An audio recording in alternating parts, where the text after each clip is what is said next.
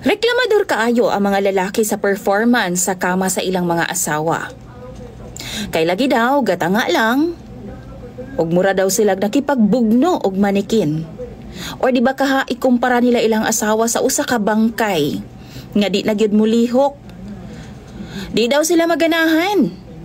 Pero kabarangay, unsaon na lang ni akong bana nga layo ray na pulo kahandos. Humanadayon siya. Kitang mga babay, ganahan ka hata? Tawagan na lang ko sa pangalang Rosel. 39 anyos og taga dinhi lang sa Davao City. Ang among panginabuhian, DJ Sam, na amigamayng sari-sari store o gawas ni Ana, wa milaing ginakaabalahan sa akong bana nga tawgon na lang pod nato sa pangalang Erwin. 42 anyos na siya, DJ Sam. Maunang kong sumaho nato, dili jud rason nga kapoy siya. Kay gani, ako man ang gatimon sa bay og ingon man sa tindahan, kay mas taas ang panahon nga magsige na lang siya dula og ML. Kung wa man gani siya sabay, tuwa pud siya sa sabungan kauban ng iyang mga barkada. DJ Sam, ang ginatumbok nako ang among sex life. Naadjay mga partner DJ Sam nga reklamador, pero dili kay baw mo palami sa ilahang partner sa kama. Halos 20 na mi katuig nga minyo, pero promise, wa jud ko kasulay anang giingon nila nga heaven. Wa jud ko makontento. Wa ko kasuway anang giingon nila nga climax or makaabot kas imong kalipayon sa sex. Sukad nga naminyo mi ni Erwin na DJ Sam. Gapaniguro raman gud siya iyaha. Hando sara na siya sa una o kung humana siya, mao na to. Muhawa na siya og wa siya pakialam sa imong gibati. First boyfriend nako si Erwin, DJ Sam.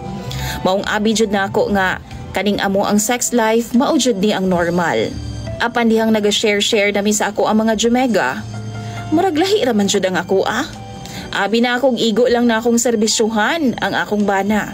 Ugwa na ibaws nga mahitabo. Laay kaayo, samot na karon DJ Sam nga ambot lang jud wa na nako masabtan ang akong bana. Tirada niya DJ Sam, tinapulan. Kanabitaw mura lang siya og nangihi. Every time nga ganahan na siya, magdagan-dagan tao na siya paingon sa ako Usay gani bisan na ay magpalit sa among tindahan, iya dayon kong pasudlon sa kwarto. Iya kong birahon, kay lagi hapit na daw. Hapit na unsa? Hapit na daw siya magawsan. Unya, DJ Sam, mudagan ra intawon og mga 5 to na pulo kahandos wa na. Gasamok-samok ra.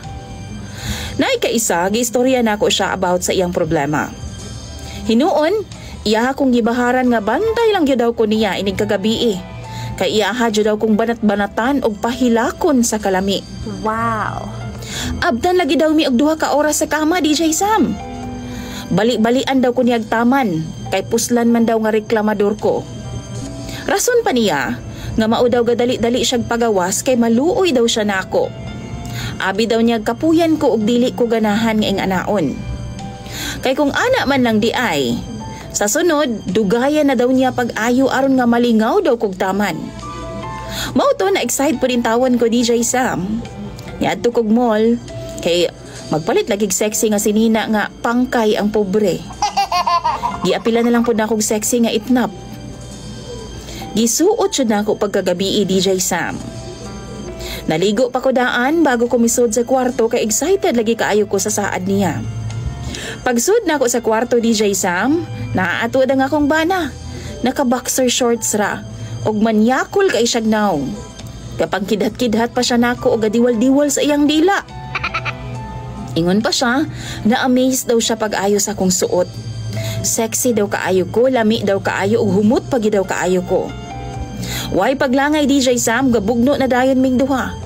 Apa na unsa bang pagkahitabua?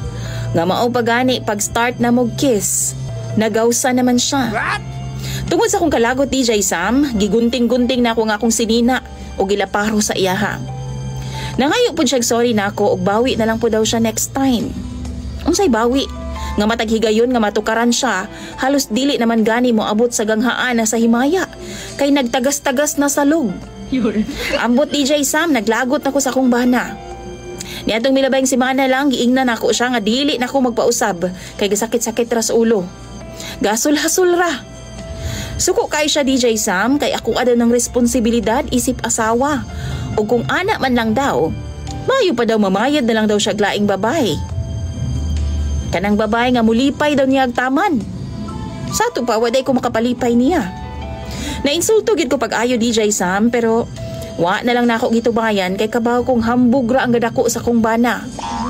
DJ Sam, kung kamo daw sa akong posisyon, unsa may buhaton ninyo? Mga followers ni DJ Sam, please, tambagi ko ninyo sa comment section. Imong follower, Rosel.